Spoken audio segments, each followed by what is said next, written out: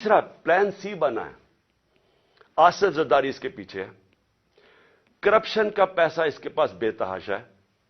सिंध हुकूमत से ये बकायदा सिंध हुकूमत से जो पैसा लूटता है वो या इलेक्शन के ऊपर लगा देता है या सेनेट के इलेक्शन में एमपीज को खरीदने पे लगा देता है। जो भी इलेक्शन आजाद कश्मीर का गिलगित बल्तिस्तान बेतहाशा पैसा फेंकता है क्योंकि चोरी का पैसा है। ये पैसा इसने लगाया है, एक दहशतगर्द तंजीम को इसने पैसा दिया है।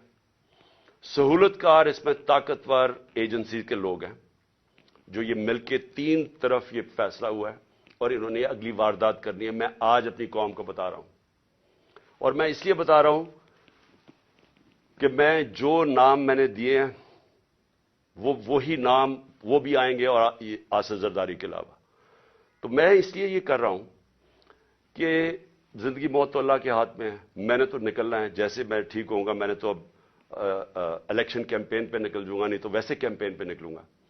लेकिन मैं तो बंद में नहीं होऊंगा, लेकिन मुझे कुछ हुआ तो सारी कौम को पता होना चाहिए कि कौन लोग थे जिन्होंने ये करवाया, ताकि मेरी कौम इनको माफ ना करे, ये एंजॉय ना कर सके उसके बाद जिंदगी। तो मैं इसलिए इनके नाम लिखे।